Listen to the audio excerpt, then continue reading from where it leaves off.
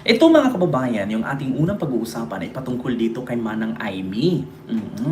Na simula mga kababayan na lumabas nga ito sa Billionaire News Channel ang kanyang mga tawag dito proposal, no, budget proposal sa kanyang project, no, na umaabot ng 2.5 billion ay ito nga ang sumunod na pangyayari. Mga kababayan. According kay Peebles Talakera, no, kilala nyo naman si Peebles. Ang bagman daw ni Manang, wala na sa Pilipinas at nasa Austria na daw.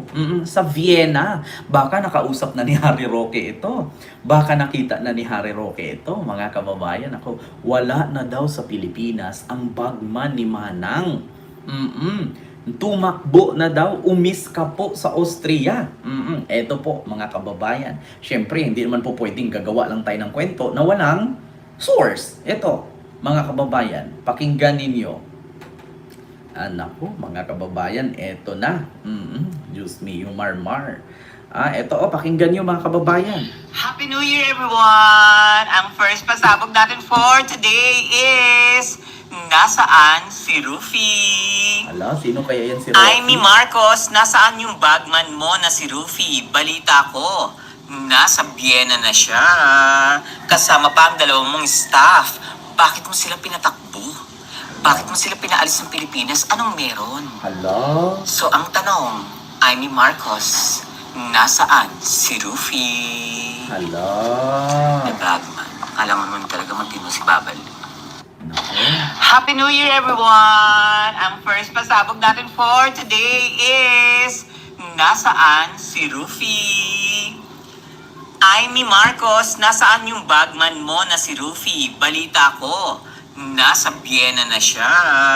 Kasama pa ang dalawang mong staff. Bakit mo sila pinatakbo? Hala. Bakit mo sila pinaalis ng Pilipinas? Anong meron? Hala. So ang tanong, Aimee Marcos, nasaan si Rufy? Hala. The bagman. Alam mo naman talaga matino si Babal. Nako mga kababayan, sino kaya yan si Rofi? Si Rofi daw ay ang bagman ni Aimee na kung saan ay pinatakbo sa Vienna kasama ang dalawang staff. Bakit? Bakit pinatakbo? Bakit umiska po? Diba? Yan ang tanong ngayon. Bakit tumakas? Ala, bakit tumakas? Bakit umiska po? Anong rason? May tinatago ba? Nagtatanong lang po. Naku, kung totoo man itong sinabi ni Peebles, patay kang bata ka. O kaya pala noon, mga kababayan, sa post ni Attorney Jesus Palsis, no, mga kababayan, na isang go signal na lang daw ni PBBM para magsalita ang bagman ni Mangga ay makukulong daw si Mangga. Ngunit mga kababayan, kung totoo man ang sinabi ni Peebles na tumakas na, so sino pa ang magsasalita? Naku, mga kababayan, naku, banat kay ng banat kay PBBM na mastermind. Pero, kayo, pinapatakbo ninyo yung mga bagman ninyo. Ala, ito ba si Rofi tomboy?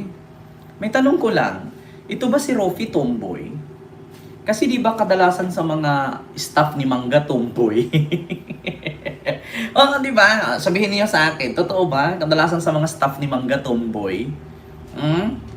Ito bang si Rofi ay tomboy? Tatanong lang, Rofi or di ko sure kung tomboy o lalaki. Basta Rofi alias Rofi.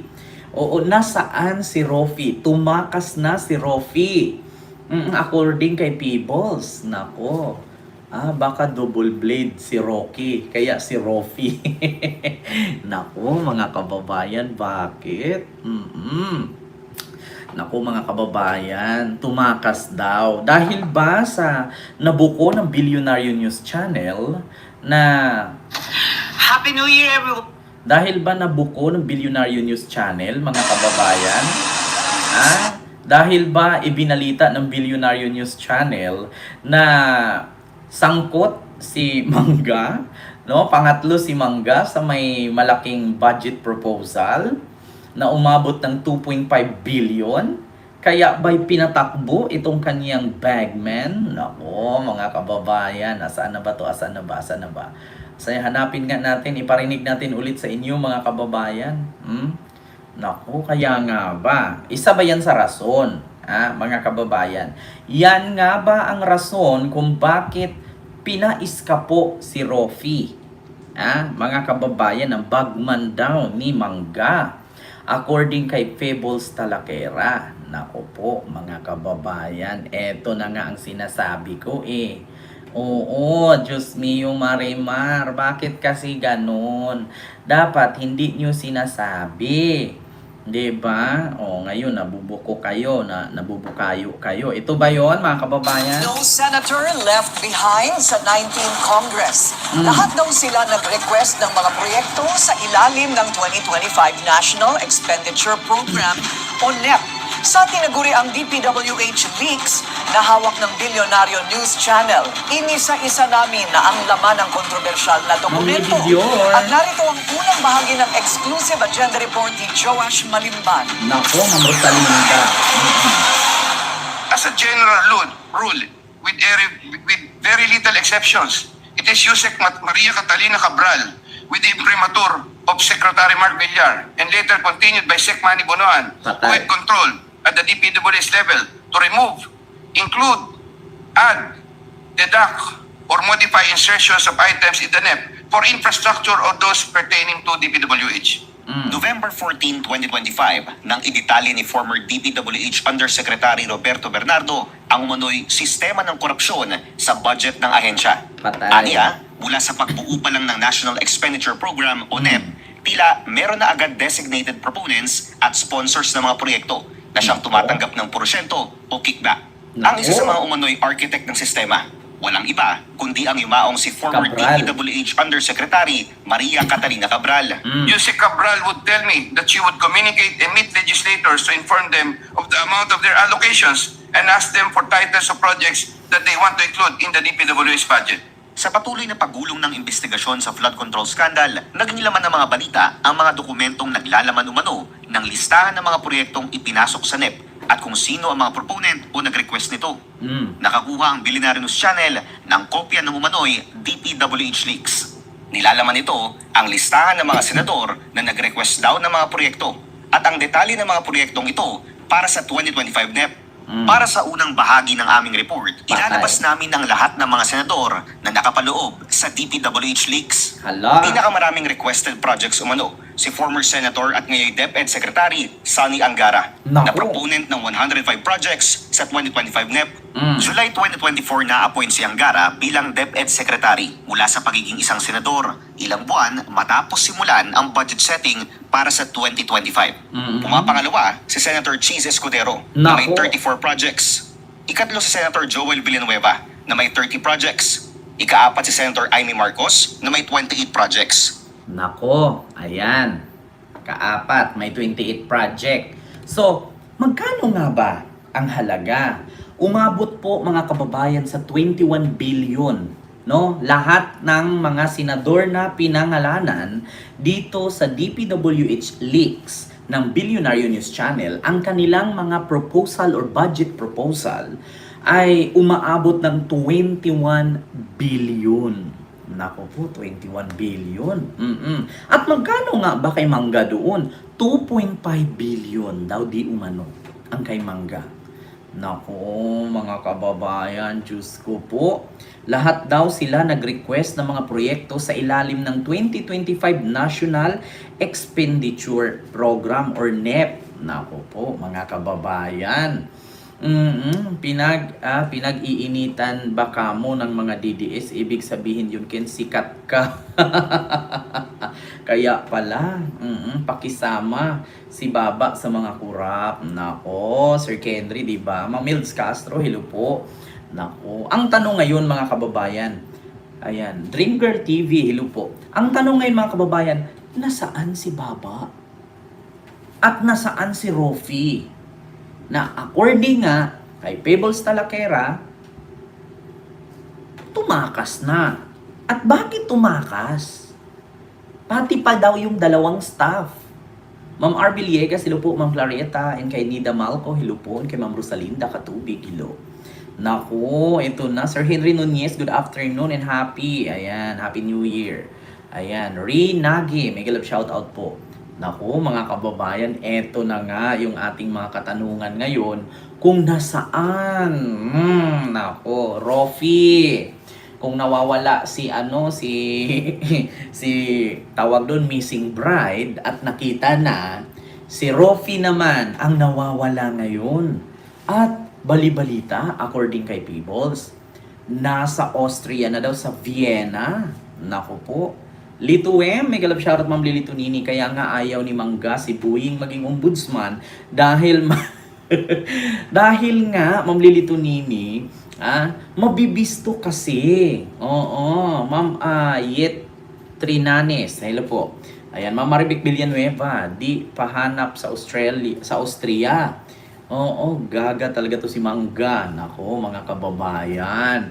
Ma'am Jubilin Vergara, hello po. Bakit ganun? Bakit mo pinaiskapo? May tinatago ba kayo? Ma'am Net Vlog, hello po. Bakit nyo pinapaiskapo? Dapat din nyo pinaiskapo.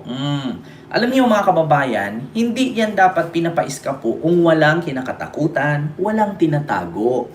Ang problema ngayon mga kababayan, bakit pinaiskapo? So may something ba? Oo, totoo ba na nasa hospital si Remulla? Yan po ay hindi natin alam, Ma'am Net Vlog. Kung nasa hospital siya. Kasi pinakalat na naman ng mga DDS yan. Isa sa kaibigan ko nag-post niyan. Si Spencer Lacalle, pinost niya. Tinakbo daw ng hospital si Boeing. Nako, Diyos ko mga kababayan. Hala, kumusta kaya, no? Naku, magkano kaya yung tinakbo ni Rofi at pati yung dalawang staff? Naku, Diyos ko po, nay. Alam, magkano kaya ang budget, no? Ito, 100 million. Nasaan si Fiang? 2026, nasaan si Rofi? Si Boeing nasa holiday siya, sabi ni Ma'am Lili Tunini. Alam nyo naman, itong mga DDS, huwag po kayong basta-basta maniwala sa mga post na mga yan kasi mga fake news po yan. Oo, katulad sa akin, tignan nyo, yung naalala nyo si Tio Moreno, yung baklang inilbo, yung tumakbo ng sahod ng mga DDS vlogger. O buti, sana all mga vlogger may sahod. Tinakbo daw niya yung sahod ng DDS vlogger. Tapos ngayon, pinost ako. Habulin daw ako ng BIR. Naku, huwag niyo kong habulin sa BIR. Huwag niyo akong hamunin sa BIR. Kasi kapag ako ay pumunta ng BIR, yung mga DDS vlogger, habulin din yan. Maniwala kayo sa akin. Huwag ninyo akong umpisahan. Si Ken, tinahamon ninyo? Tio Moreno, isipin mong mabuti yung consequences na yan. Yung consequences sa post mo na sana ako imbestigahan ng BIR. Okay lang. Ang tanong, yun bang mga DDS vlogger? Sa tingin ninyo, nagbabayad ba ng mga tax yan? Ikaw mismo, Tio, nagbayad ka ba ng tax? Ikaw mismo, bayad ka ba ng tax? Kasi alam ko, nasa ibang bansa ka ngayon. Diba? Nagtutour around the Philippines, the country kayo. Naku! Sir Kent, may nabasa akong comment na si Tio Moreno daw may frustrated, homicide case. Noon pa yan. Oo, Ma'am Hazel. Isipin ninyong mabuti kung si Kent, ipa-BIR ninyo, baka mapahiya kayo. Isingit ko lang dito, Tio Moreno, pakita ko sa'yo. 14 projects naman ang nakalaan para... Gusto mo makita kung bayad ba ako? Kung may BIR tax ba ako? Kapag ako may ipakita dito, at kayo ang wala, nako, baka magsialisan kayo di oras, baka magsiliparan kayo ng ibang bansa, at hindi kayo tumira sa Pilipinas. Eto wait lang, antay ka, pakita ko sa'yo kung bayad ba ako ng tax. Gusto mong makita? Philippine tax. Eto ka hamunin ninyo ako. Huwag niyo akong hamunin. Eto. Manage Tax Info. Ayan na. Tiyo, gusto mo makita Philippine Tax? Ayan, kaka-renew ko lang oh. 2026. Oh, January submitted. Kaka-renew ko lang yan. Ayan, alangan man magbayad ako ng tax sa Singapore, hindi man ako taga Singapore. Ayan, bayad din ako ng US tax 2023 pa. Submitted yan March 14. Gusto mong malaman, Tiyo, kung ako ba ay nagbabayad ng tax? Ayan po. Ayan po yung aking tawag dito. Ayan po yung aking tax details. Ayan yung aking BIR. O, ayan yung aking BIR, Tiyo. Sa mga naghahanap, kung ako ba ay nakabili ng sasakyan at kung bayad ba ako ng tax, ayan, tax, identification number, Philippine tax, bayad ako, kaka-renew ko lang. Baka naman, kayo, yung mga vlogger ninyo, hamonin nyo ako. Pag ako pumunta ng BIR, ilaglag ko kayong lahat. Magsitakbuhan kayo.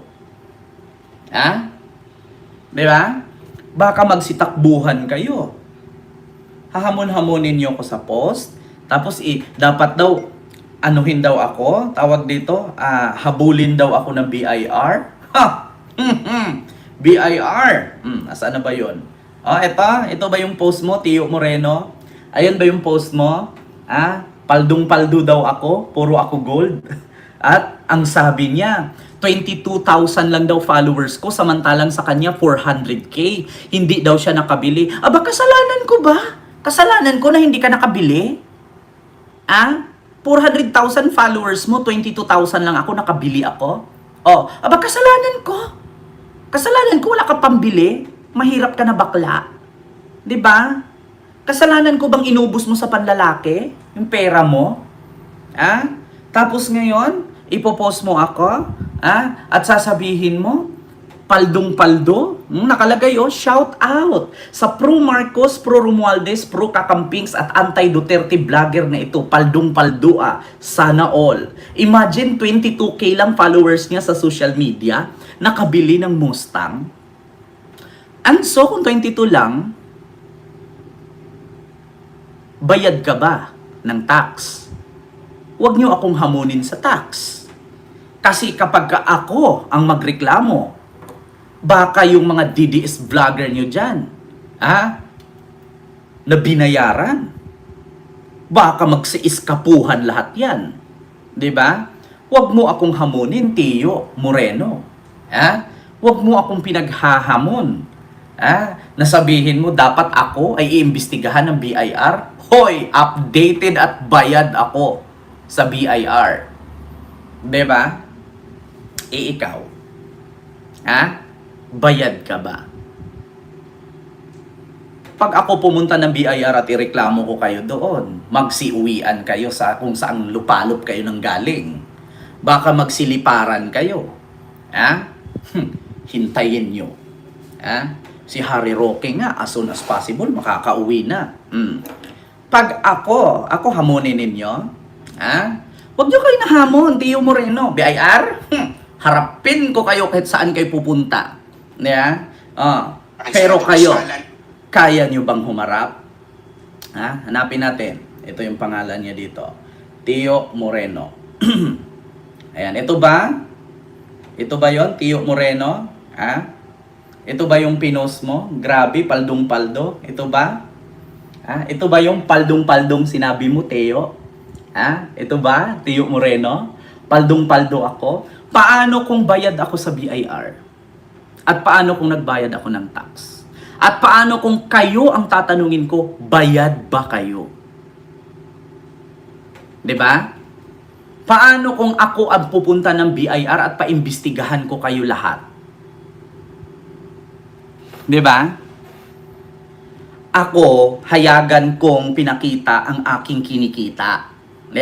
Pero kayo, yung kita ng iba tinatakbo nyo. 'Di ba? 'Di ba? Inggit ka ba? Wala ka pambili? Magtrabaho ka. 'Di ba? Huwag kang mainggit, oy. Diyos ko, magtrabaho ka.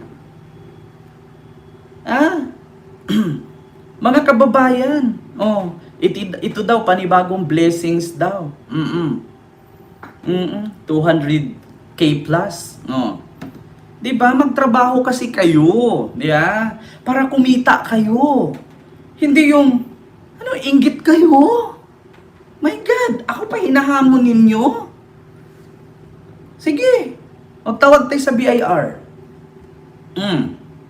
Tignan natin. Pumunta ka ng BIR, magkita tayo sa BIR. Tignan natin kung sino sa ating dalawa ang hindi nagbabayad ng tax. Ipakita mo. Ako, hindi ko kayo aatrasan. Magharap tayo sa BIR. Di ba? BIR baka mo? Huwag niyo kumamunin. Magsama ka pa ng DDS vlogger. Lahat kayo, sumama kayo. Harap-harap tayo sa BIR. Magtatanungan tayo sino ang bayad sa BIR o hindi. Di ba? Puro ka kasi pamakla. Yeah? Puro ka kasi panlalaki. Kaya wala ka ipon. Mag-ipon ka, oy. Hindi habang buhay ganyan ang buhay mo. Tatanda ka rin. Mag-ipon ka. Di ba?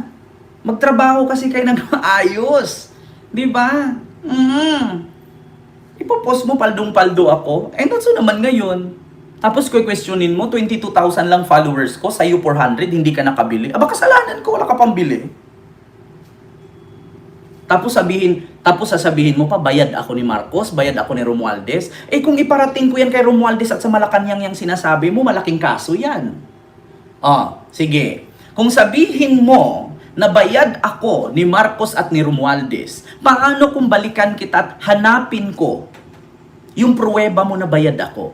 May maipakita ka? Yan ang tanong ngayon, Tiyo. Diba? Tanong ko kayo ngayon sa'yo, Tiyo Moreno. Paano kung hanapan kita at tanungin kita, kung bayad ako ni Romualdez at ni Marcos, nasaan ang pruweba mo? Baka wala kang maipakita. Makabayad ka ng malaki sa akin.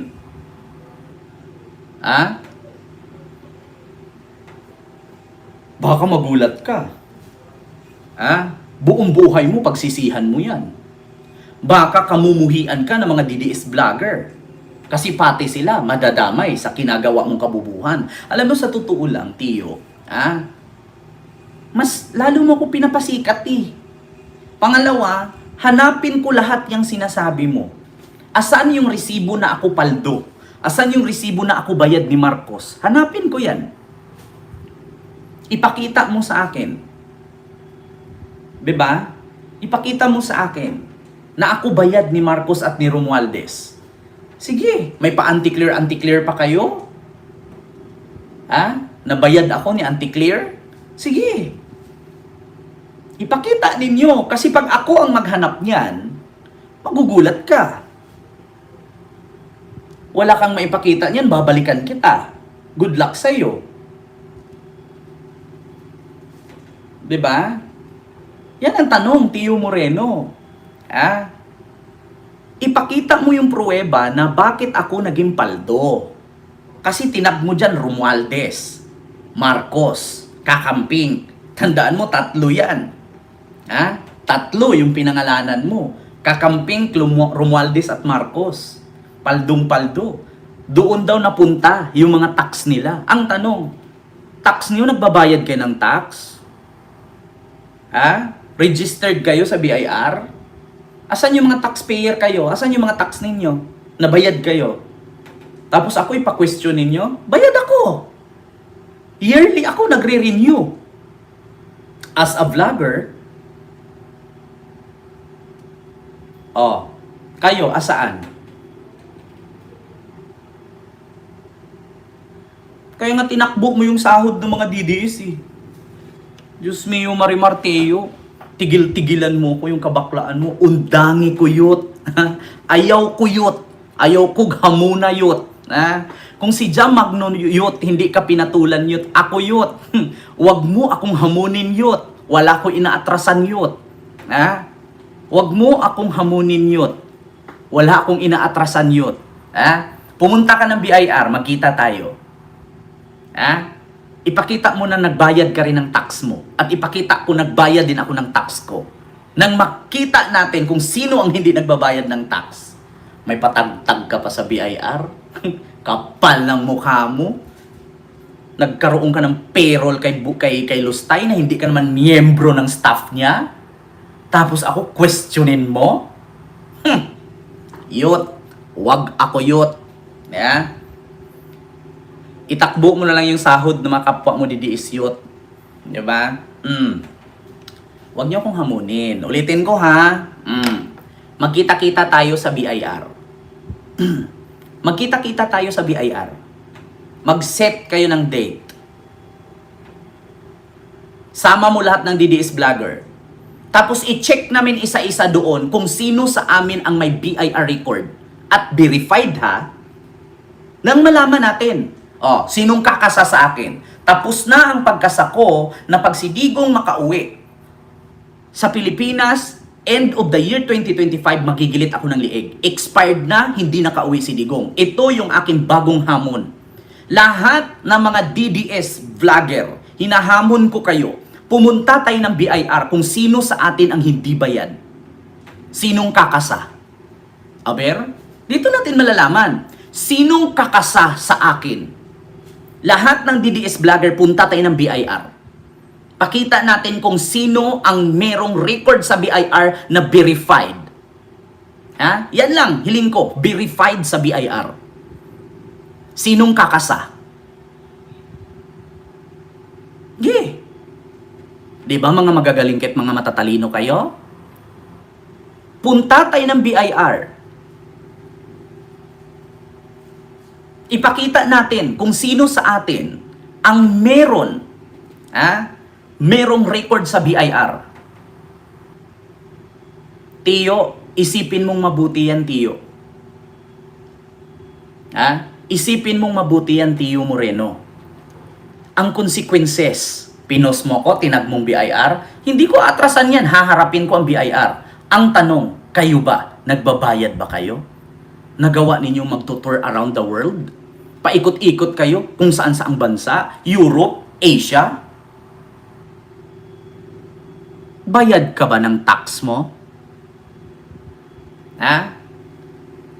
Hintayin mo, Tiyo. Hintayin mo. Gagalaw ako? Isipin mo yung mabuti. Diba? Isipin mong mabuti yan, Tiyo, yung consequences na yan. Kamumuhian ka ng kapwa mo DDS vlogger. Maniwala ka sa akin. Pagsisihan mo yan. Pag ako pumunta ng BIR, isuplong ko kayo lahat doon, tignan ninyo kung saan kayo magngangahan. Yung mga DDS vlogger, ilan ang sasakyan niyan? Ilan ang kondo niyan? Ilan ang pera niyan sa bangko? Naka-toured around the world kayo?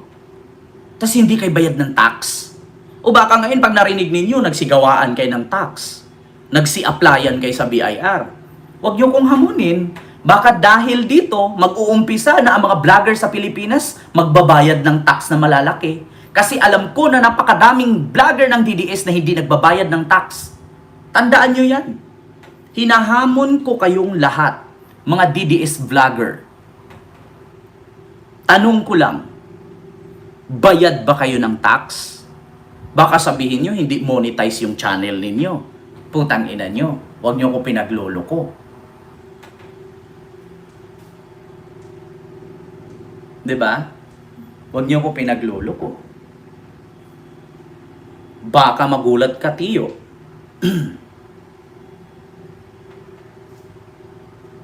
Pagsisihan mo yan. Baka magagalit sa'yo yung mga kapwa mo DDS vlogger. Si Kent Garcia to, Tiyo. Si Kent Garcia to. Kung ikaw may kakayahang ganyan, ako wala. Ikaw na nga nagsabi, 22,000 lang followers ko. 400,000 ang followers mo, pero hindi ka nakabili ng Mustang. So saan napunta ang kinikita mo sa 400,000 followers? Aber? Nagbayad ka ba ng tax? Ako 2023 pa lang.